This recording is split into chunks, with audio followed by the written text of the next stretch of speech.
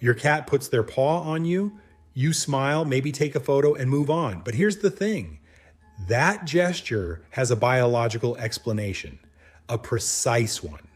And most cat owners have been receiving it for years without understanding what it actually means.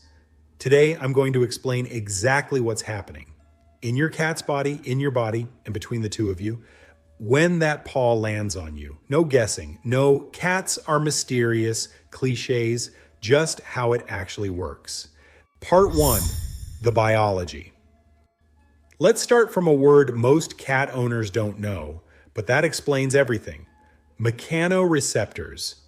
Everyone knows cats have sensitive paws. Nobody explains why. A cat's paw pads contain one of the highest densities of mechanoreceptors in their entire body, specialized nerve endings that detect pressure, texture, temperature, and vibration at a level that goes far beyond what human fingertips can feel. This is why your cat taps something once, twice before stepping on it. They're not being cautious, they're reading it, gathering data before committing. Now here's the part that changes everything. Between those paw pads, the soft, round cushions you probably love to touch, there are interdigital scent glands, small, invisible, always active. Every time your cat presses their paw on a surface, they deposit a chemical signature, pheromones, invisible to you, meaningful to them. So when your cat places their paw on you, two things happen at the same time. They reach out with their most sensitive sensory organ and they mark you. Not aggressively, not like they scratch furniture, but as part of their safe world. That's the foundation. Now let's get into what each specific type of paw placement actually means, because they're not all the same, and the differences matter. Part 2, 4 messages. The first one, the still resting paw, one paw placed on you, not moving, no kneading, just the weight of it resting there. This is your cat making contact for the sake of contact. Research on feline attachment, yes, this field exists, documents a consistent pattern. Bonded cats initiate low-intensity physical contact in calm, neutral moments.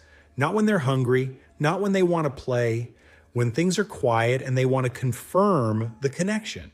Think of it like this. It's the cat equivalent of someone reaching across a table and putting their hand on yours. No reason, no request, just, I know you're here. That matters. The second one, the paw during your stress. This one surprised researchers.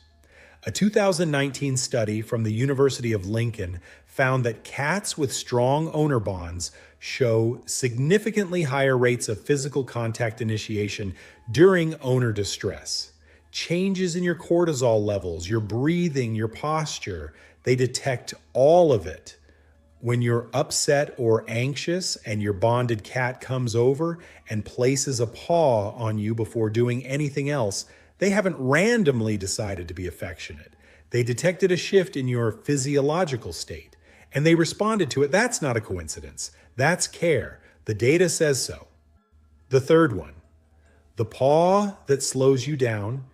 You're petting your cat, belly maybe, base of the tail, and they reach out and place a paw on your hand gently, no claws. Most people read this as more, please.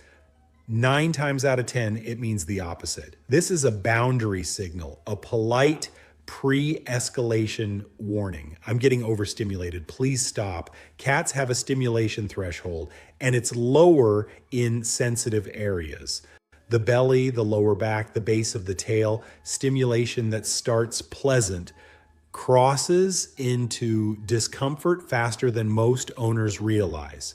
The paw is their first level signal, before the swat, before the bite.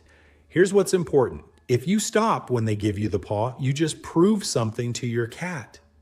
That their gentle communication works, that they don't need to escalate, that you're paying attention. That's how trust is built or quietly broken, one paw signal at a time.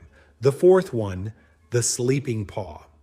Your cat is asleep, but one paw is extended, resting lightly on your leg or your hand.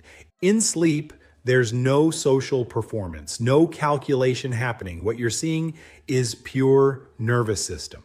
The sleeping paw is your cat's body maintaining contact with a safe presence, even when their conscious mind is completely offline. Their body knows where you are.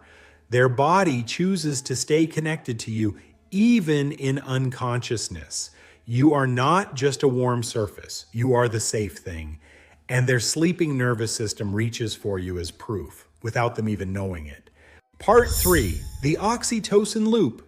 Here's where it gets genuinely interesting.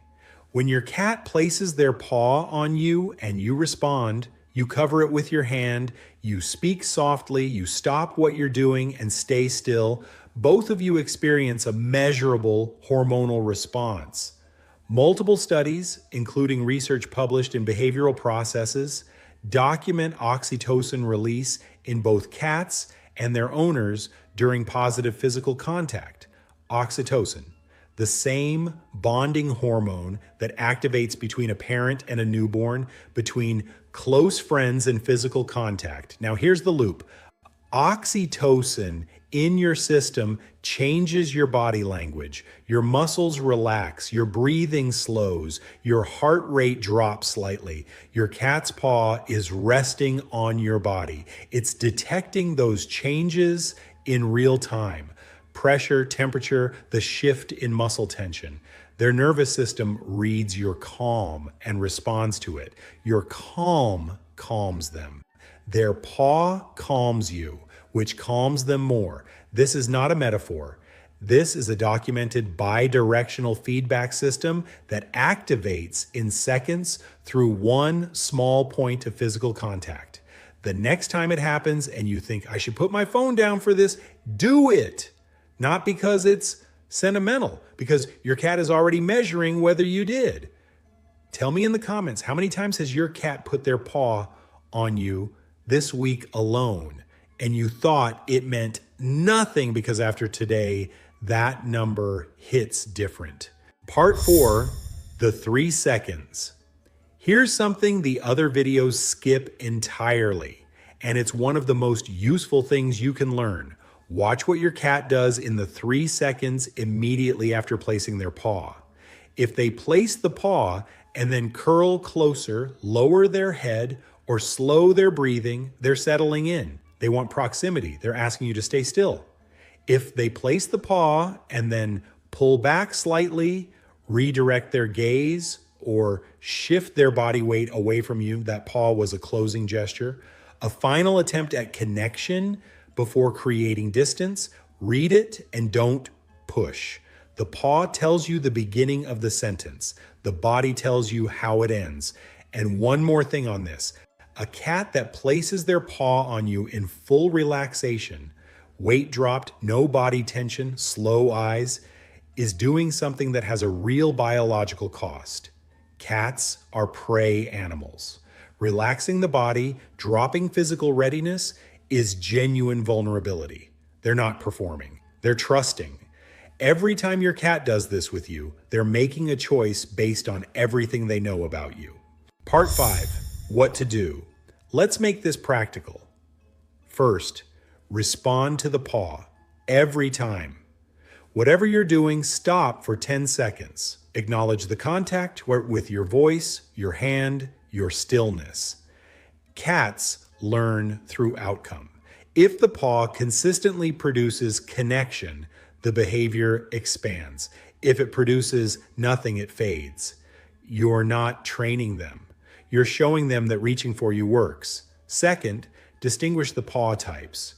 A still resting paw and a repeated tapping paw are 2 different sentences. One is connection, one is a request. Read the context, answer the right one, and if you feel a paw slow you down during petting, stop immediately. Test whether their body softens. If it does, you just had a real conversation. Third, don't move away from the sleeping paw. If your cat reaches towards you while unconscious, stay where you are. That unconscious reach is the most honest signal they will ever give you. It costs you nothing to receive it. Now you know what the paw means, but here's a question most owners never ask. When your cat places that paw on you, what do they actually see? Not emotionally, literally. What does your face look like to them? What does your voice sound like? Do they even recognize you the way you think they do? Because science has an answer, and it's not what most people expect. Your cat doesn't see you the way you see yourself. And once you understand how they actually perceive you, the paw, the slow blink, all of it starts to mean something completely different. Watch this next.